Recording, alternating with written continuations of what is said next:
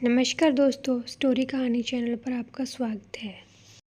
तो दोस्तों, यदि आपको हमारे वीडियोस पसंद आ रहे हैं तो प्लीज़ चैनल को सब्सक्राइब करें, शेयर करें एंड लाइक करें। एक दिन मैं सुबह सुबह उठकर बैठा ही था कि कुछ लोग आ गए। उन्होंने मुझसे कहा, आपके संबंध में कुछ व्यक्ति बहुत आलोचना करते हैं। कोई कहता है आप नास्तिक हैं, कोई कहता है अधार्मिक। आप इन सब व्यर्थ की बातों का उत्तर क्यों नहीं देते?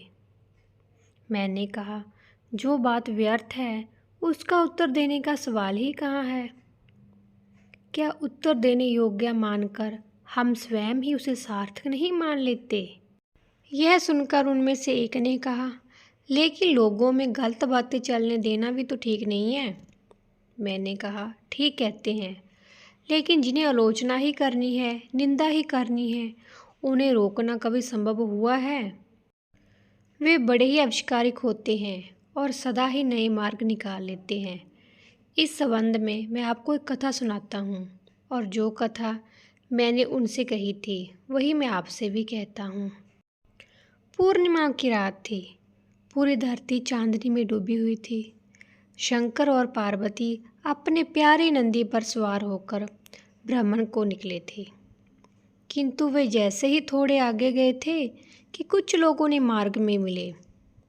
उन्हें नंदी पर बैठे देखकर उन लोगों ने कहा, देखो बेशर्मों को, बैल की जान में जान नहीं है और दो दो उस पर चढ़कर बैठे हैं। उनकी यह बात सुनी तो पार्वती नीचे उतर गई और पैदल चलने लगी। किंतु थोड़ी दूर जाने पर फिर से कुछ लोग मिले।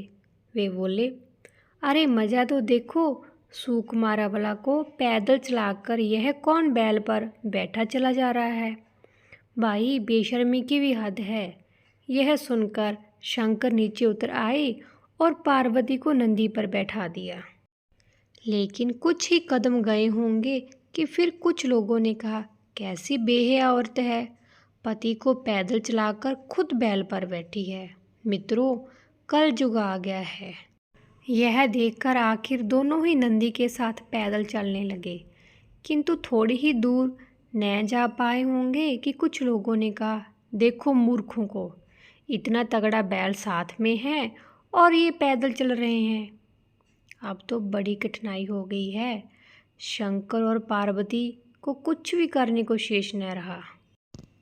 नंदी को एक पेड़ के नीचे रोककर वे विचार करने लगे। अब तक नंदी चुप था। अब वह हंसा और बोला, एक रास्ता मैं बताऊं? अब आप मुझे दोनों सिर पर उठा लीजिए। यह सुनते ही शंकर और पार्वती को होश आया और वे दोनों फिर नंदी पर सवार हो गए। लोग फिर भी कुछ न कुछ कहते निकलते रहे। असल में लोग बिना कुछ कहे निकल भी कैसे सकते हैं। लेकिन अब शंकर पार्वती चांदनी की सैर का आनंद लूट रहे थे और भूल गए थे कि मार्ग पर कोई और भी निकल रहा है। जीवन में यदि कहीं पहुंचना हो तो राह में मिलने वाले प्रत्येक व्यक्ति की बात पर ध्यान देना आत्मघातक है। जिस व्यक्ति की सलाह का कोई मूल्य है, वह कभी बिना मांगे सलाह देता ही नहीं है। और यह भी याद रहे कि जो स्वयं के विवेक से नहीं चलता है, उसकी गति हवा के झोंकों में उड़ते सूखे पत्तों की भांति हो जाती है।